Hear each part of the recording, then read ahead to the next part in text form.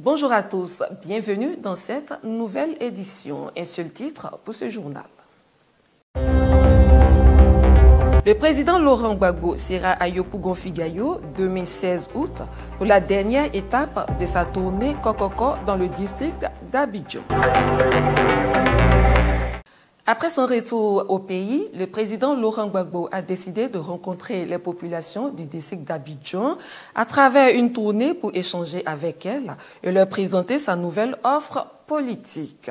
Dénommée Kokoko C'est Gbagbo, cette tournée a débuté à Marcory le 8 février 2025 et connaîtra son apothéose demain samedi 16 août à Yopougon. Ange Abraham. Toqué à la porte par politesse, avant d'accéder aux différentes circonscriptions des populations du district d'Abidjan pour échanger avec elles. C'est toute la symbolique de cette dénomination tournée Kokoko. Avant l'entame de la dite tournée, le président Laurent Gbagbo a pris la bénédiction des propriétaires terriens, le peuple Atchan, lors d'une visite de compassion le 25 janvier à Adjamé village. Le 8 février 2025, les populations d'Abidjan Sud ont ouvert en premier la porte de la commune de Marcory au président Laurent Gbagbo. Le 1er mars, le président était du côté de Cocody, toujours dans le cadre de cette tournée. Le 7 juin dernier, la commune de Port-Boué a accueilli le président du Parti des peuples africains Côte d'Ivoire. À chacun de ces rendez-vous, les populations sont massivement sorties pour échanger avec le président Laurent Gbagbo. Elles ont dû braver la pluie et le soleil pour venir écouter le président Laurent Gbagbo. Tu veux faire ton 4e mandat? 4e mandat? Est-ce que c'est vrai ça? Ou bien est-ce que j'ai mal entendu?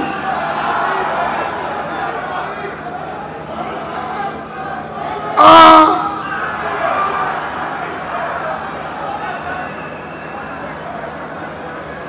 Ah! Trop, c'est pas un peu trop là? Demain 16 août, le président Laurent Gbagbo a rendez-vous avec les populations ivoiriennes à Yopougon-Figayo pour boucler cette symbolique tournée. En cette période où les Ivoiriens décident de prendre leur destin en main, le rendez-vous de Yopougon est historique. Et le message du président du PPACI est tout aussi attendu de tous. Commune résiliente, commune martyre, commune de cœur, Yopougon de Gbagbo accueillera la clôture de la tournée Kokoko C'est Gbagbo du district autonome d'Abidjan demain samedi. Pourquoi le choix de Yopougon et la place Figayo? Françoise Rabé. Plus grande commune du district autonome d'Abidjan, la population de la commune de Yopougon est estimée à plus de 2 millions d'habitants. À Yopougon, toutes les communautés autochtones et étrangères vivent en harmonie. Yopougon, commune de la joie. Yopougon, commune de cœur du président Laurent Gbagbo. Après des tournées dans plusieurs communes d'Abidjan, notamment Marcory, Cocody et Port-Boué, l'apothéose de la tournée Kokoko C'est Gbagbo du président Laurent Gbagbo se fera demain samedi 16 août à la place Figayo de Yopougon. Place choisie par le président Laurent Gbagbo lui-même pour montrer tout son attachement à cette place mythique qu'il a accueillie de nombreuses fois.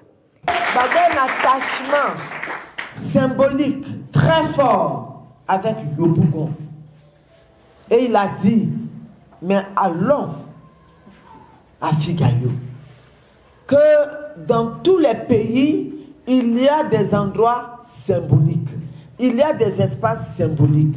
Et pour lui, Gbagbo, depuis en tant que chef du FPI aujourd'hui, chef du PPACI, Yopougon, c'est Yopougon de Gbagbo. Et qu'il est important qu'il soit là. Donc vous voyez le choix. Gbagbo porte, il y a 14 fédérations dans le district autonome d'Abidjan. Mais il porte Yopougon dans son cœur. Parce que vous aussi, vous le portez dans votre cœur. La population ivoirienne est donc attendue ce samedi à la place Figayo de Yopougon pour écouter le président Laurent Gbagbo pour revivre ses merveilleux souvenirs. Yopougon de Gbagbo attend donc un déferlement de population demain samedi 16 août. Toujours dans le cadre de la tournée Kokoko du président Laurent Gbagbo, après plusieurs rencontres pour les préparatifs sous la houlette de l'ambassadeur Emmanuel Aka, des membres de la haute direction du parti ainsi que toutes les commissions concernées sont sur le terrain pour s'assurer les derniers réglages. Les commissions logistiques, sécurité, protocole, communication sont sur les lieux. Une réunion a eu lieu sur place à la place Figayo, aujourd'hui 15 août. En somme, les choses avancent bien pour la grande messe de demain. Militants et sympathisants, ivoiriens et ivoiriennes, épris de paix, vous y êtes tous attendus pour écouter le message du président Laurent Gbagbo. Pour vous annoncer les couleurs du meeting de demain à Yopougon, faisons un retour sur le 7 juin 2025, date où le candidat du PPACI était à Port-Boué dans le cadre de sa tournée Kokoko. Kevin Communant. Le samedi 7 juin 2025 à Port-Boué, le président Laurent Gbagbo a haussé le ton devant des milliers de partisans galvanisés. Il a tenu un discours offensif dans lequel il a souligné sa détermination à se battre pour restaurer ses droits et ceux des Ivoiriens. Le candidat du PPACI a aussi abordé plusieurs sujets, dont voici quelques extraits. Quand je faisais mon discours pour le racheter, là, je lui avais dit que c'était un mandat exceptionnel que je lui donnais.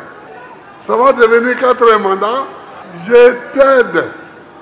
Et on te donne un mandat exceptionnel pour que tu sortes un peu la tête de l'eau.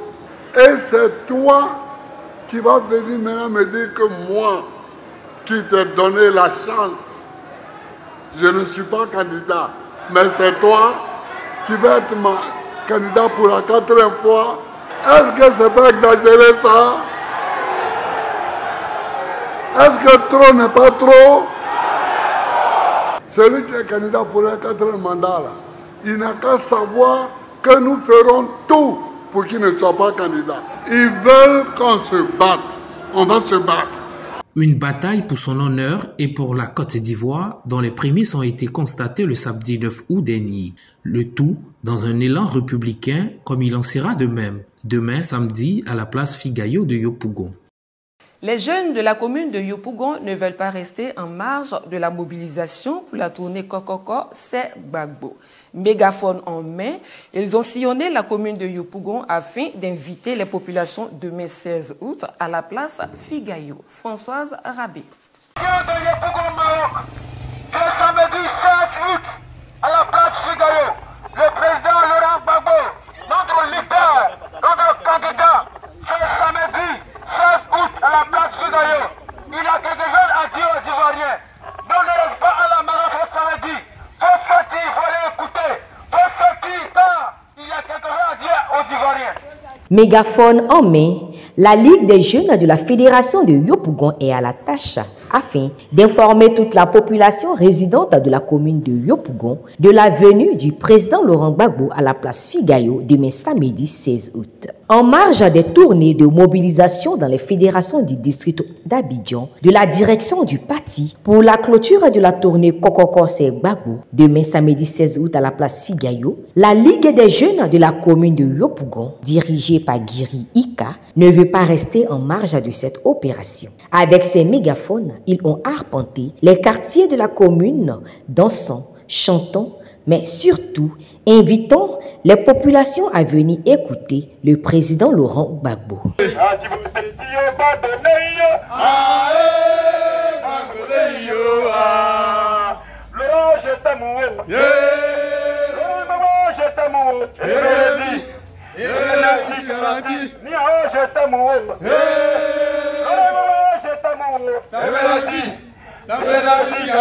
Demain samedi, toute la population de Yopougon, en plus de cette population, sont invités les jeunes chevilles ouvrières de notre population ivoirienne à venir écouter le président Laurent Gbagbo, celui-là même qui connaît les difficultés et les problèmes de la jeunesse ivoirienne. Le président Laurent Gbagbo, celui-là même dont le nom rime avec connaître son peuple. Retour sur la marche du Front commun à Yopougon. Le Front commun PPACI-PDCI a animé hier jeudi 14 août à la maison du PDCI à Cocody un point presse conduit par le député Dia Oufoué. Ce point presse a permis au comité opérationnel de remercier les militants ainsi que toutes les populations ivoiriennes pour la mobilisation extraordinaire lors de la marche du 9 août dernier à Yopougon. Des milliers d'Ivoiriens ont répondu à l'appel du Front commun PPACI-PDCI le 9 août dernier. Une marche pacifique qui fait renaître la fibre patriotique. Il fut un moment où nous avons décidé de ne pas nous mêler de la politique. Mais vu que l'avenir de la Côte d'Ivoire est en danger, l'avenir de notre futur est en danger, nos enfants sont en danger, qu'est-ce qu'il faut faire? Aujourd'hui, nous sommes à la marche de l'Alliance PPACI-PDCI pour crier non ras-le-bol. Non ras-le-bol pourquoi? Non ras-le-bol parce que maintenant, on nous arrache nos terres. La vie est dure. Nos mamans n'arrivent plus à faire le marché. Voici pourquoi nous sommes sortis aujourd'hui pour dire trop c'est trop. Des élus et responsables des deux partis n'ont pas manqué de crier leur ras-le-bol. Le 4e mandat dans la salle ne se fasse pas, que les conditions d'élection inclusive soient remplies. Nous marchons aujourd'hui pour réclamer une élection juste, inclusive et transparente. Nous avons demandé au gouvernement de réintégrer nos leaders. J'ai dit que celui qui dit qu'il est candidat au 4e mandat n'est pas candidat. On dit non au 4e mandat. On dit oui à une CEI inclusive, transparente. En tout cas, on veut une élection pacifique. Et c'est ce que nous sommes en train de démontrer. Nous sommes là, les mains nues. Depuis le matin, voilà, on a les mains nues. Voilà. Les fils authentiques de la Côte d'Ivoire ne sont pas sur la liste électorale. Je trouve que c'est exagéré et ce n'est pas bon, ce n'est pas gentil de leur part. Nous ne pouvons pas accepter M. Ouattara encore au pouvoir avec un 4e mandat. Le Boutou dit non au 4e mandat et c'est pour ça que nous sommes venus marquer ce refus par notre présence. Non au 4e mandat. Les militants du PPACI à Béomi, les militants du PPACI avec lesquels on côtoie là, ils ne sont pas d'accord avec le 4e mandat. Nous avons donc démontré aujourd'hui que nous sommes les plus nombreux en Côte d'Ivoire et que c'est une minorité qui a pris la Côte d'Ivoire en otage et que c'est une minorité qui gouverne la Côte d'Ivoire. À travers donc cette marche, nous voulons dire donc à ceux qui peuvent encore aider la Côte d'Ivoire que l'opinion majoritaire est marginalisée et est exclue des élections. C'est pour ça que nous marchons pacifiquement. C'est juste un appel que nous lançons. De nombreux marcheurs souhaitent la victoire du président Laurent Gbagbo dans la paix. C'est une grande mobilisation qui veut dire tout simplement que le président Laurent Gbagbo, ce n'est pas fini, ça ne fait que commencer. Nous, on veut la paix, c'est notre pays, on veut la paix. Trop, c'est trop. On dit démocratie, on n'a pas dit dictature. On va se dire les vérités. On voit en Afrique, quand on est à l'école, on voit ce qui se passe sur le terrain. On veut la paix. Pour la paix, là, mettez le nom de notre président. Nous, on veut Gbagbo. Mettez son nom, allez voter. On voit qui a gagné. Maintenant, c'est Kolo. On n'est pas par là, on va voir dans qui a vraiment gagné. On veut voir ça. On veut la paix. On est fatigué de toi, dis-moi, a dit. Trop, c'est trop. On ne veut pas 4e mandat, on est fatigué. On n'a pas dit c'est trône. On dit élection présidentielle, on n'a pas dit trône. Nous, on ne veut pas 4e mandat. On veut vivre à l'aise, on veut vivre dans la joie. Voilà, on veut mener notre propre fin. C'est depuis 2000. Nous sommes avec Oudou Laurent Gbagbo. Donc ceux qui parlent à côté, qui disent ça là, ils n'ont qu'à laisser ça. 4e mandat là, ça ne se fait jamais. Et ça ne va pas se faire. Nous, on n'aime pas la brutalité. Mais celui qui veut nous attaquer, nous sommes prêts. Ce que Laurent Gbagbo a dit. Nous sommes ces éléments, les patriotes. L'homme qui nous déchire, c'est écrit Laurent Gbagbo.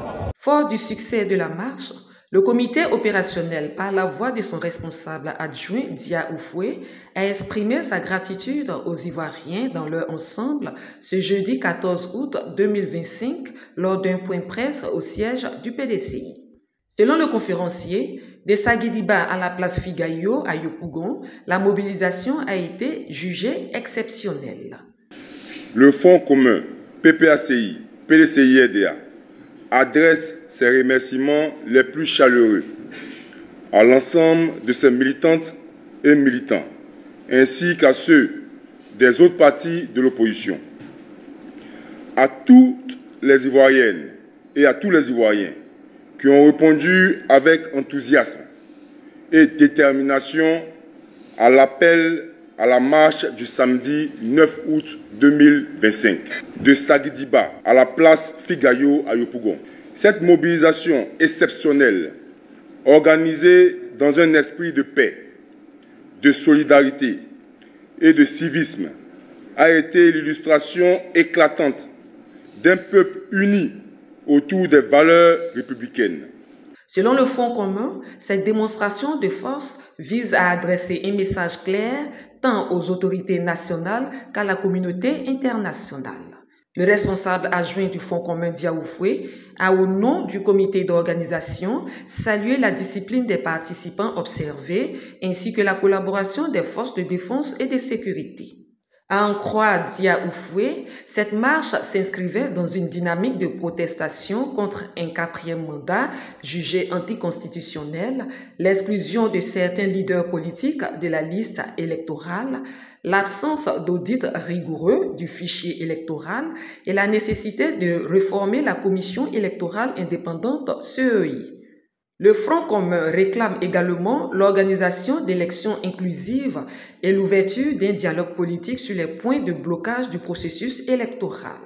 Par ailleurs, le Front commun exprime une vive inquiétude face aux procédures judiciaires visant plusieurs cadres du PPACI et du PDCI-RDA. Par votre présence massive, votre discipline exemplaire et votre engagement sans faille, vous avez adressé un message clair et puissant, aussi bien aux autorités nationales qu'à la communauté internationale. Le peuple de Côte d'Ivoire est résolu à faire triompher la vérité, la justice et la démocratie dans notre pays. Ce jour, nous avons démontré ensemble que le peuple ivoirien refuse de se voir confisquer sa souveraineté et demeure debout face à toutes les épreuves. Le Front commun salue particulièrement le comportement pacifique et exemplaire de tous les participants, l'efficacité de l'encadrement assuré par les organisateurs ainsi que la collaboration des forces de défense et de sécurité, qui ont contribué au bon déroulement de cette marche dans un climat de dignité, de sérénité et de liberté nationale. Le Front commun veut toujours compter sur la mobilisation des uns et des autres pour atteindre l'objectif qu'il s'est fixé.